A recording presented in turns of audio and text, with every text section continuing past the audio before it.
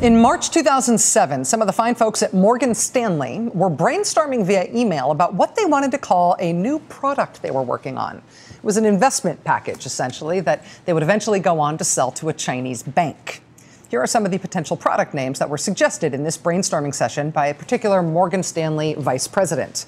Flutterfish 2007, or Mike Tyson's Punch-Out 2007, or he also suggested Nuclear Holocaust 2007. No, you don't think that will sell it? Okay, what about Subprime Meltdown 2007? Or perhaps best of all, the right-to-the-point suggestion of Poop Bag 2007. Only the Morgan Stanley guy did not suggest poop as the word before bag. He suggested the other four-letter word that means the same thing but starts with S. The reason the Morgan Stanley folks were even jokingly suggesting giving their own products such derogatory names is because they knew it was a poop bag. They knew it was worthless. But they would then go on to start selling that thing for a price that would not indicate that it was worthless. This kind of scam is at the center of why our financial system collapsed. Wall Street was selling things for prices that did not reflect the value of those things at all. But here's the thing. That was not supposed to be allowed to happen. You're not supposed to be able to sell financial products for way more than they're actually worth. Somebody is supposed to be in charge of making sure that the value of investments is at least reasonably related to the price that is put on them. In fact, not just someone, there is a whole industry, there's a whole part of the financial sector whose job it is to do that. They rate financial products. They give them ratings to help guide consumers as to what they are worth. They issue ratings. They are the ratings agencies. And they are central to the reason Wall Street cratered. The American economy didn't crater like it had been hit by an asteroid because people were investing in companies that didn't pan out. It wasn't that kind of a collapse. It wasn't that there was a war somewhere and suddenly nobody could get any oil or something. That was not why we had a financial collapse. We had a financial collapse because of fakery.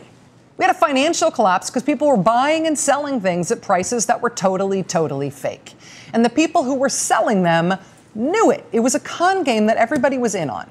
And when everybody finally had to acknowledge that the actual value of these things that they had been trading at these inflated prices was not the value they had been trading them at, when everybody finally had to admit what the real value was of these things they'd been buying and selling, everything collapsed.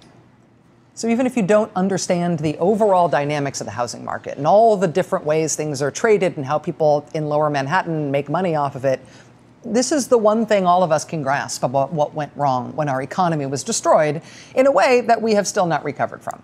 That's one thing about the meltdown that everybody gets, right? Which makes this headline today both a wow moment and a duh moment. U.S. sues S&P over pre-crisis mortgage ratings. The government alleging that Standard & Poor's ratings agency knowingly inflated its ratings on risky mortgage investments, giving high marks to mortgage-backed securities because it wanted to earn more business from the banks that issued these poop bag investments. Oh, poop bag isn't in the quote there. Sorry, I added that. So that's a duh, right? Because, yeah, these guys clearly should be busted. These were the guys who were in charge of the ratings. These were the guys who were supposed to be labeling the poop bag financial systems of the financial world as such.